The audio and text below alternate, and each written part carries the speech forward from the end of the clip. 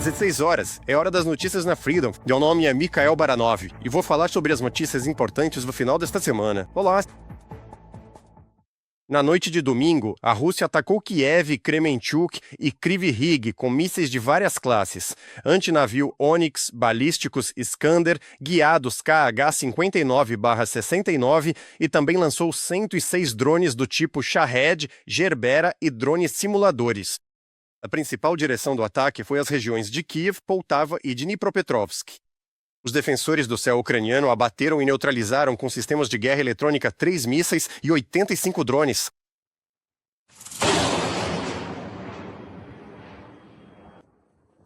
Houve uma explosão.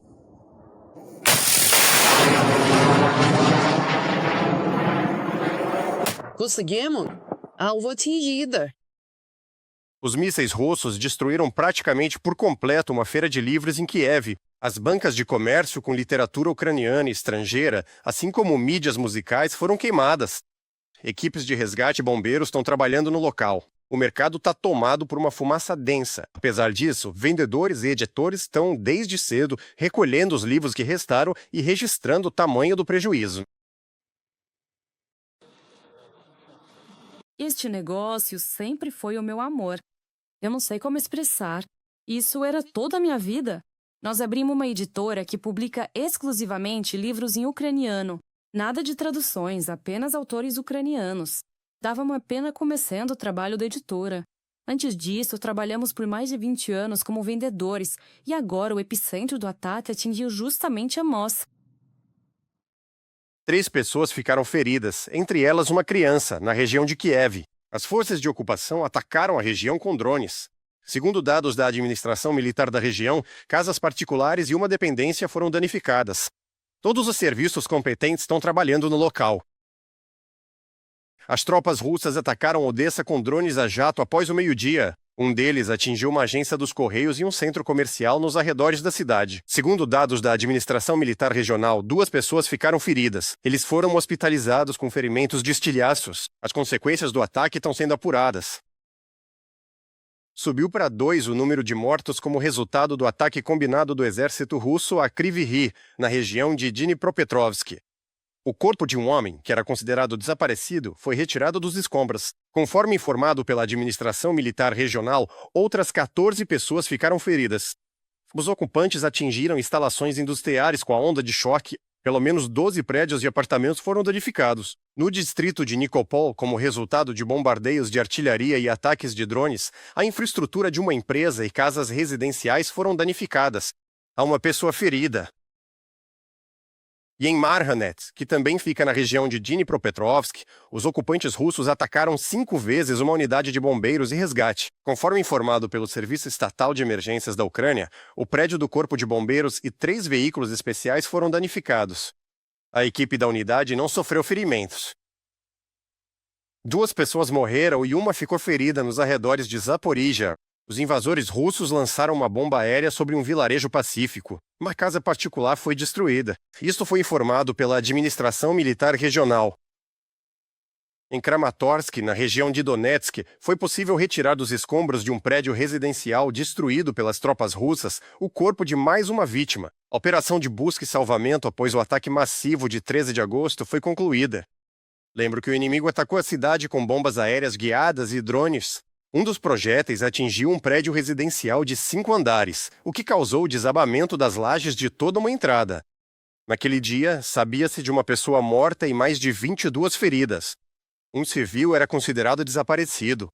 Durante 3 dias, as equipes de resgate realizaram trabalhos de busca. Ao todo, os funcionários do Serviço Estatal de Emergências removeram 107 toneladas de escombros.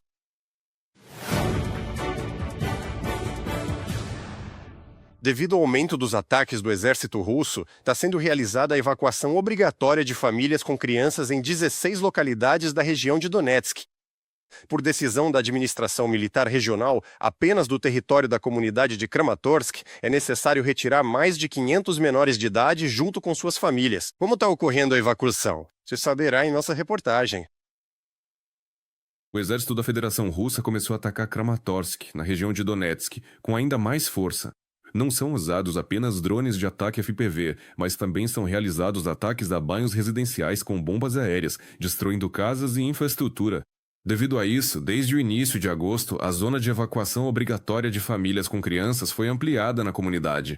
Policiais da Unidade Especial Anjo Branco os ajudam a sair em segurança. Estamos indo buscar uma família com 2 crianças que planeja se mudar para um lugar mais seguro na Ucrânia. Diariamente, explosões são ouvidas em Kramatorsk.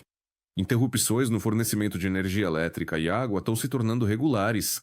Um a um, os mercados de alimentos estão fechando. Uma das famílias é forçada a deixar sua casa pela 2ª vez. Nós somos, na verdade, deslocados de Toretsk.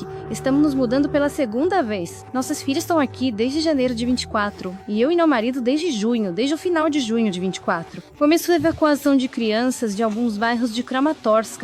E bem, a gente queria que nossos filhos fossem para um lugar mais seguro. Por isso, decidimos. Os policiais ajudam as pessoas a retirar seus pertences necessários e as transportam em veículos blindados até um ponto de evacuação intermediário. Depois, organizações voluntárias cuidam da acomodação deles. Depois, eles são levados para um ponto de evacuação intermediário, de lá seguem para a cidade de Lozova e, a partir daí, se a pessoa tiver para onde ir, é enviada para parentes e, se não, a pessoa vai para um local de realocação. Famílias com crianças estão sendo retiradas de áreas perigosas da cidade que estão sob ataque constante. Além disso, os policiais fazem avisos para aqueles que ainda permanecem na cidade. Todas as opções de evacuação são explicadas. São oferecidas todas as opções de evacuação das pessoas para fora da região, para áreas mais seguras do país. Passamos os números de contato das organizações voluntárias que futuramente acompanham as famílias e ajudam na realocação em áreas seguras do país. Atualmente, 115 mil pessoas vivem no território da região de Donetsk, controlado pela Ucrânia, sendo que mais de 6 mil são crianças. A evacuação obrigatória foi declarada em 16 localidades. Dmitry Glushko, da região de Donetsk, para o canal de televisão Freedom.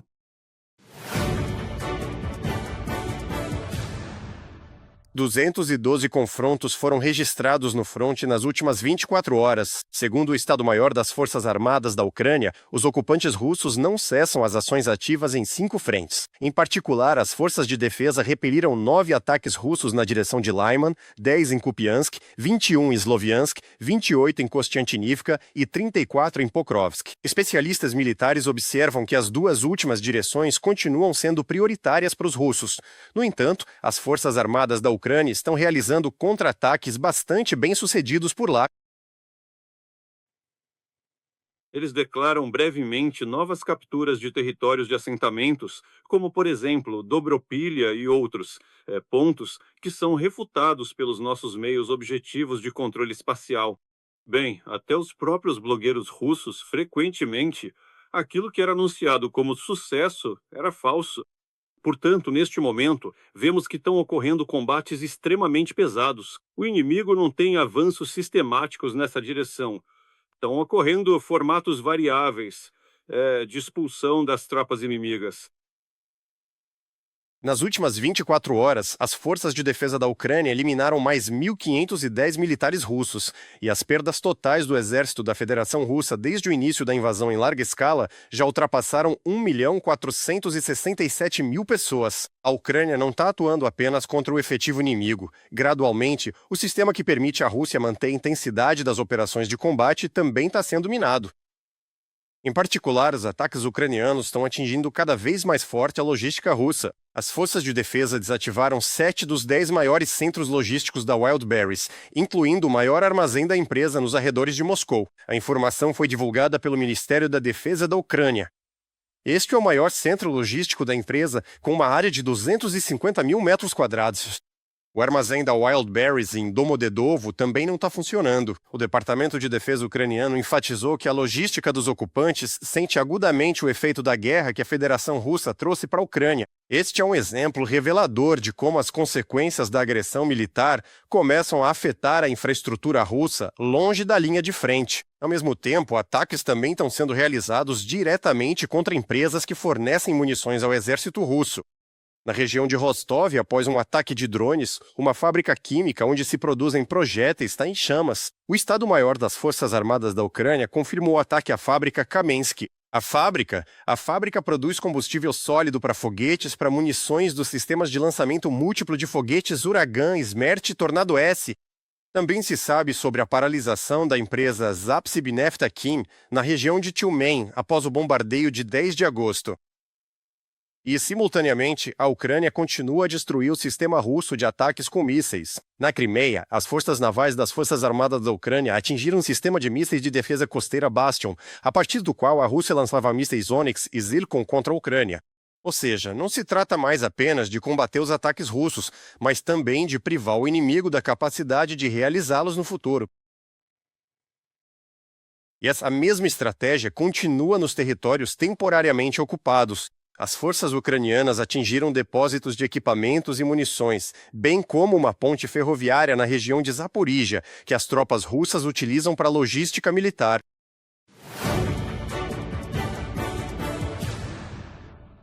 A Europa precisa formar sua própria estrutura militar permanente, a Legião Europeia. Ela fortalecerá a segurança do continente e complementará o poder da OTAN.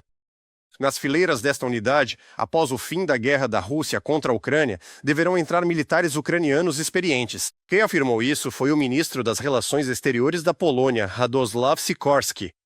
O diplomata polonês ressaltou que a Europa não pode mais depender exclusivamente dos Estados Unidos da América e deve ser responsável por sua própria segurança.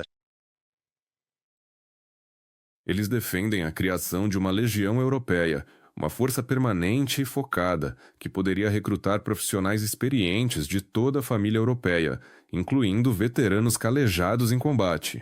Os Estados Unidos continuam sendo um baluarte indispensável da nossa defesa coletiva, mas seu papel está mudando. A América continuará fornecendo capacidades tecnológicas e de inteligência inigualáveis. No entanto, a Europa terá que fazer o trabalho pesado no terreno. Radoslaw Sikorski, ministro das Relações Exteriores da Polônia, em entrevista a Katia Marini. Se, no nível de segurança, a Europa discute a criação de suas próprias capacidades militares, no mercado de energia, mudanças práticas já estão ocorrendo. O petróleo russo está perdendo terreno gradualmente, inclusive devido às consequências dos ataques ucranianos à infraestrutura portuária russa. A Turquia reduziu em julho as compras de petróleo fornecido a partir de portos russos. Isso aconteceu depois que ataques de drones ucranianos interromperam as exportações em terminais russos no Mar Negro, informa a agência Reuters. Assim, Ankara recebeu no mês passado apenas cerca de 900 mil toneladas de portos russos, o que é inferior ao índice de junho. Naquela época, foram compradas 1.200.000 toneladas. Além disso, a Turquia já está diversificando seus fornecimentos e importando matéria-prima do Brasil e da Guiana. Em agosto, espera-se que Ankara receba cerca de 200.000 toneladas de petróleo dos portos russos no Mar Negro.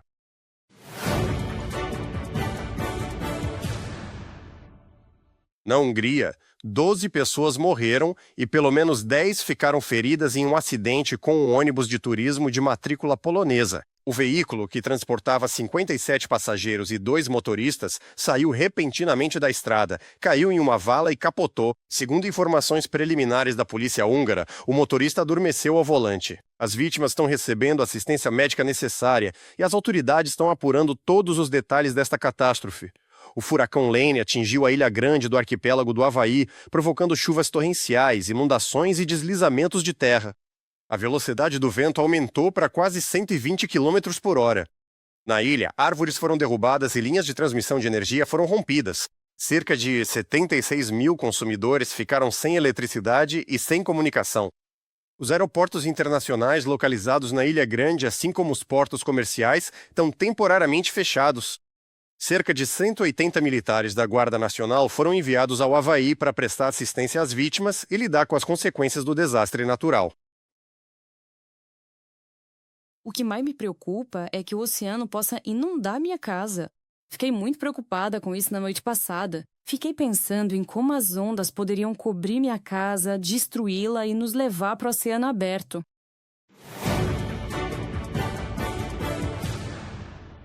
Yaroslava Malchik conquistou a medalha de ouro em competições europeias. Ela obteve a vitória no Campeonato Europeu de Salto em Altura, que aconteceu em Birmingham, na Inglaterra.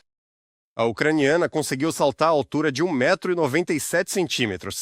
Para a atleta de 25 anos, Este é o terceiro ouro em campeonatos europeus de atletismo em estádio aberto. Malčekić venceu em 2022 em Munique e em 2024 em Roma. A propósito, ela continua sendo a recordista mundial no salto em altura. No ano passado, a atleta ucraniana superou a marca de 2,10 metros. E no legado de Yaroslava Malčić, também está a medalha de ouro das Olimpíadas de 2024 em Paris. A ginasta Thaís Yanafiev conquistou a medalha de ouro no Campeonato Mundial de Ginástica Rítmica em Frankfurt, a Ein Main, na Alemanha. A ucraniana venceu a final nos exercícios com arco, superando as duas principais concorrentes da Itália, e que Sofia Raffaelli recebeu, ela ficou com a prata, e a representante da Alemanha, Darja Varfolomev, com o bronze. Vale destacar que este é o primeiro ouro da carreira de Thaís em campeonatos mundiais e também a primeira medalha de ouro de uma ucraniana em campeonatos mundiais desde 2013.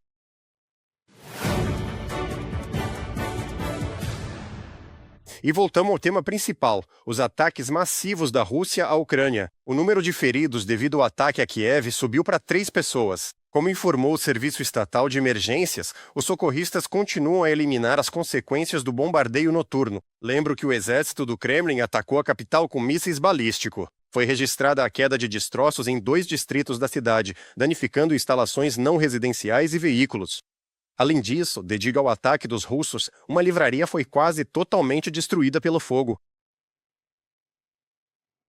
Ataques como este já deixaram de ser episódios isolados para a Ucrânia há muito tempo. O exército da Federação Russa praticamente transformou ataques aéreos massivos em uma ferramenta sistemática de pressão sobre a população ucraniana. Somente nesta semana, os russos atacaram 13 regiões ucranianas. E, como ressaltou o presidente Volodymyr Zelensky, a Federação Russa lançou mais de 1.500 drones de ataque e bombas aéreas contra áreas povoadas do país, além de ter utilizado 62 mísseis, a maioria deles balísticos. Quando mísseis balísticos norte-coreanos destroem infraestrutura e tiram vidas aqui na Europa, não se pode permitir que os interceptadores europeus simplesmente fiquem parados nos estoques. Proteger vidas é necessário.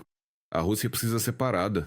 Novos pacotes de medidas significam literalmente vidas salvas e infraestrutura protegida todos os dias.